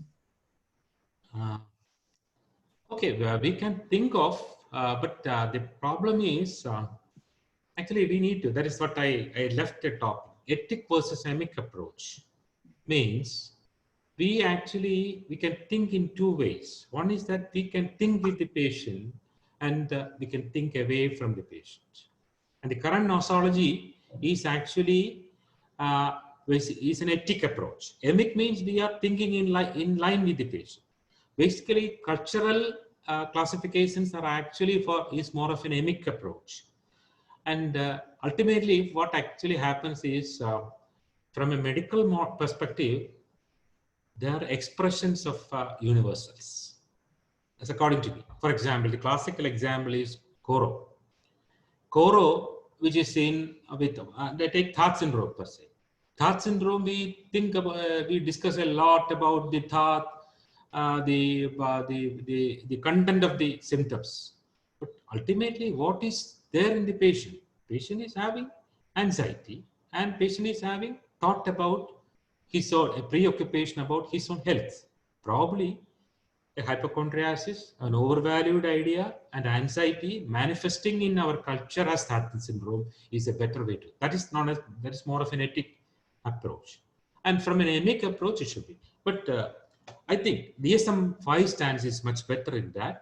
They actually coin the ethic diagnosis, but allows cultural formulations for this ethic approach.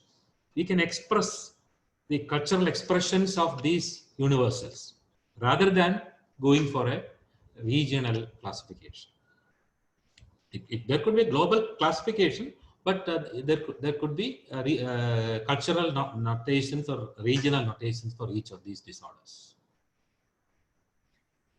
Dr. R.S., I do not know who he or she. In the light of advances in understanding like BSNPs, are we moving to a dimensional system? Are such systems practically viable for regular clinical use? Will there be changes in the therapeutic approach if we move into a dimensional system? Okay, actually this dimensional system is basically an offshoot of our personality theories, the factor theories. Basically, these factor theories actually had paved way to these personality disorders. Basically, this factor theory had been taken into, and a dimensional system had been put forth. So, problem is that how many items are there to take into, and how can we dimensionalize it, and how can we measure it? It's a very complicated thing. That's why I said categorical system is a convenient thing. And dimensional system is a difficult thing to do, but there should be ways to do it, and probably research will be much better with a dimensional system than a categorical system. Can we have more questions? It's a very interesting discussion. So why are sleep-wake disorders, seizure disorders, not included in ICD-11 chapter 6 anymore? That's from Dr. Alisha. Sleep-wake disorders and seizure disorders not included in ICD-11's chapter 6 anymore. I don't know. Actually, I hadn't gone to this. I have discussing more or less the general aspects of nosology. I don't know. I don't know about this particular question. So I think another question is, yeah, we can have more questions. It's very interesting.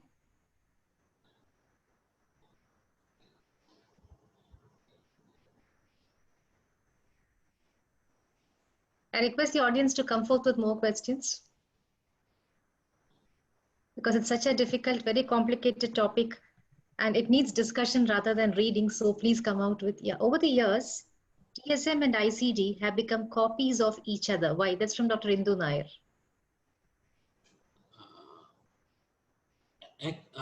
Actually, initially during the DSM 1 and 2, actually it is more or less had been a division between ICD and DSM.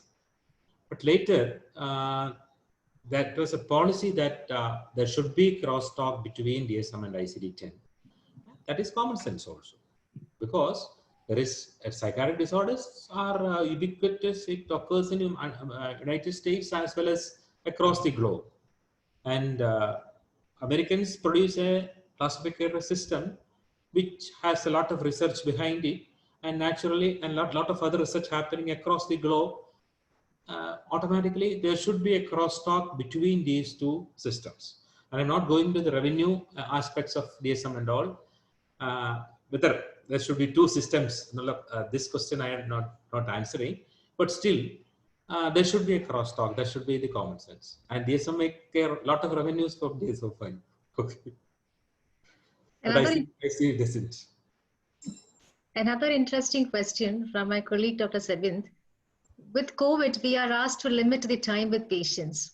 We may not be able to explore the dimensions in the limited time. With the categorical system, it's easier to reach a diagnosis. Your opinion, sir? Actually, that is based for an examination perspective. Basically, what I used to talk to people is, at least initially, a postgraduate student should be able to work at least 6 hours with the patient to make a history and formulation.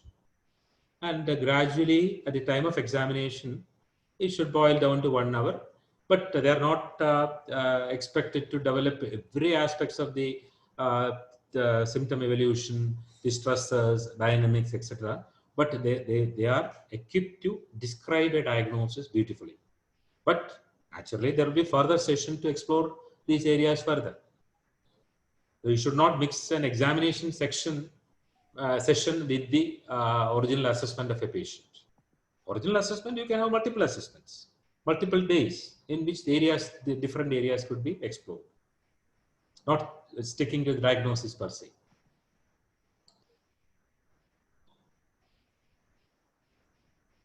Should we know the previous diagnostic criteria like DSM-4TR? That's from Dr. Elaine Cyril. It is better to know for those who are interested in nosology to know the evolution. Because only then some of the how this, for example, when only knows about the evolution from DSM-1 to DSM-5, we know how this emphasis on different aspects of how the criteria had come this way. So that will give a deeper understanding about the current book. So it's better to know. For example, DSM-4TR, how the travel of first rank symptom, how did it disappear from schizophrenic criteria? When you take DSM-3R to DSM-4TR, how the first rank symptoms disappeared. Now currently only delusions are there. So we need to know, we know only when we read the previous the books, previous books of DSM. Okay.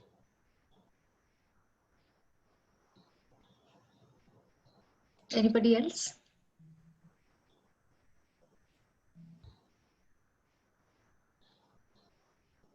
Now, there is, I think, Dr. Sagar has just sent me a question. Exclusion of dementia from ICD level. It was a private question, huh? But what are your comments on exclusion of dementia from ICD level? And probably these are, some of these are happening.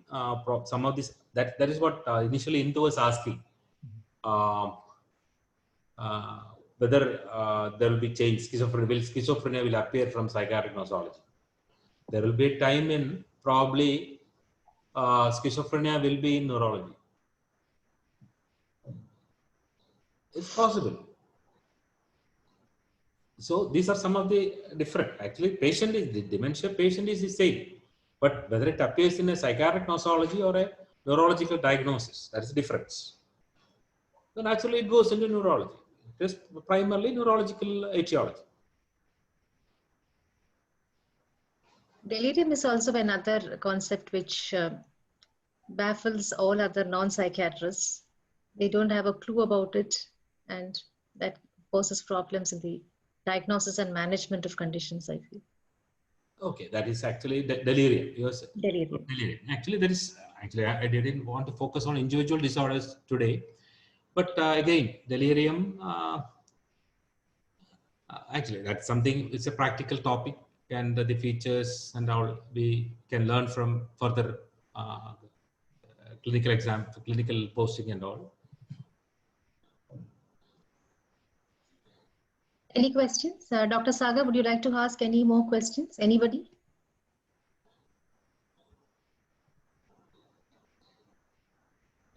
So what is the scope of RDoC in day-to-day practice? For example, patient comes to OP in the stipulated time of 20 to 30 minutes. Will RDoC be of use? No, actually, RDoC is not said to be a clinical instrument. It is actually more of a research instrument. It is more, but we should think about this dimension also. For example, when we describe about depression, the classical features of depression, the suicidality. For example, when one should think about suicidality, we think about serotonin, isn't it? Similarly, there is a possibility like that. We should think about probably what I refer to as schizophrenia has multiple subdomains, and the domains will be having different etiological vantage points. The RDoC is primarily a research classification system and only for research. Another question, types of schizophrenia have been dropped from DSM-5 except catatonia, but can you comment on the clinical significance that they had? That's from Shazia. Actually, one of the important problems with subtypes of schizophrenia had been, for example, as a person who had some years in psychiatry, I had made a diagnosis of catatonic schizophrenia in 2014, made undifferentiated schizophrenia in 2016, made a phrenic schizophrenia probably later on. So actually, the development, the deterioration in schizophrenia is such that it actually evolves, probably it includes subtypes. Second is, there is lack of reliability among psychiatrists, consensus among psychiatrists regarding subtype. What I diagnose as schizophrenia may not be diagnosed that easily by another psychiatrist. So there is a lack of reliability. These are the two ways. And also the biology and natural history. There is not much difference in the natural history between subtypes. Although we used to say that hebephrenia has a poor outcome, but sometimes paranoid schizophrenia is having much worse outcome than hebephrenia or undifferentiated. So again, we are not able to, based on outcome, based on the presentations, based on consensus, we are not able to say fully that there are subtypes. That is why probably there is some abandoned schizophrenia, types of schizophrenia. Next question, sir, regarding the types, yeah. Can you elaborate what's the difference between at-risk mental state and attenuated psychosis syndrome? Would you like to take that question, sir? Once more. The difference between at-risk mental state and attenuated psychosis syndrome. Would you like to take it? Actually, this at-risk mental state studies have paved way to the attenuated psychosis, isn't it? Basically, there is a group of studies which are at-risk studies and which have paved way to the current concept of what we know as attenuated psychosis. Actually, it is actually research to nosology. This is an example of how research is transforming the nosology. The question from Dr. Christina. do you see cultural formulations becoming embedded in clinical diagnosis in the future? Possibly. Actually, we need to have, basically we need to have operational diagnosis and the cultural expressions rather than uh, illogically going behind the content and giving names for diagnosis. That is what happened with Coro and THAAT syndrome. It is better to put it as hypochondriasis, and the content wise it is THAAT, or it's better to put it as an anxiety disorder, and the content was Coro. And that is probably one of the ways in which could be put, and Dr. Christina is right, probably we need to do that. And I think cultural formulation DSM-5 is probably probably for that. The next question is, there had been huge advancements in the neuroscience and genetic fields, neuroscience and genetic. What was the contribution of neuroscience advancements towards nosological understanding? Definitely, I said initially, I said about the iterative cycle. Basically, we make the diagnosis, and for example, 1980, DSM-3 had come. Up to 2020, 40 years had come. This book or DSM-5 should be absorbing all the researches which had happened in neuroscience as well as epidemiology, genetics, etc. into the book of DSM-5. And now, after DSM-5, another research will happen. Again, DSM-6 should be absorbing this research. So it should be an iterative cycle. And probably nothing much had happened. That is, we have epidemiological research, genetic research. Regarding biological research, probably that is one of the problem with the biological research. Actually, I said earlier, we are actually, for example, we make diagnosis schizophrenia and make research on that. Is it schizophrenia? So naturally, there will be heterogeneous findings and all. So it will be refined. It will be refined, and probably in future we will be having better diagnosis. Dr. Pranav Nair asks, what are the pros and cons of removing the multi-axial diagnosis in DSM-5? Removing the multi-axial diagnosis is wrong from one perspective, because that was one of the best ways to express a patient in totality. But the problem was that the fifth one, the disability, global function, the impairment of global functioning, actually that was not at all used. That is a very loose one, and there was no consensus in CGI. So that is why it was removed. And second is the cultural factors, the axis 4, the precipitating factor, social factors, and there is a wide variety of differences between clinicians about the social factors. So it doesn't stand there. So you cannot put one or two words.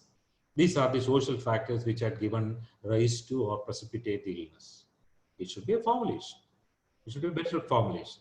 So a psychiatric diagnosis by axial system cannot do that. That is why they did away with it. Probably it was one of the best ways to represent a patient in totality. But there had been certain problems with the multi-axial system. That is why probably DSM did not continue with it. This is a comment from Dr. Alisha. Attenuated psychosis, subthreshold psychosis, ultra-high risk are all terms which are used in the place of at-risk mental state. It's a comment. The question is? There's no questions. It's just a comment. I just read it out. I think that is what she meant. Okay, right. There are so many risk studies and the various different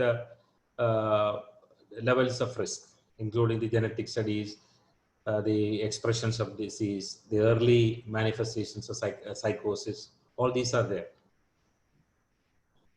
And that they are actually subsumed under probably the attenuated psychosis concept.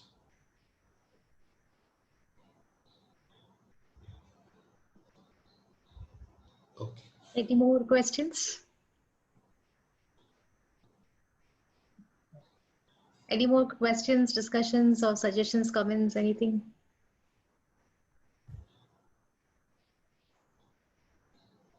So, sir, would you like to say some final comments? No, thank you. Thanks again for the Bernard Guild for giving the opportunity. And actually I should have restricted to the nosology per se, but I wanted to give more of you need to think about from the first year to final year, holding it as a Bible, and I will not say a word beyond this nosology. So that should not be the attitude. You should think beyond the classification system. At the same time, you should use this as an operational definition for disorders, and should be able to meticulously follow them. So multitasking is needed from the trainee psychiatrist when they complete the training in psychiatry. So I thank Vidyakumar sir, as well as Dr. Varghese Punu sir, for their brilliant expositions and for improving the perception and nosology. So thank you all, and over to Dr. Jasa. Thank you, Smita Madam, Varghese sir, and Vidyakumar sir for that excellent presentation. I hope the PGs have benefited and they have gained an insight into the understanding of regarding nosology and phenomenology.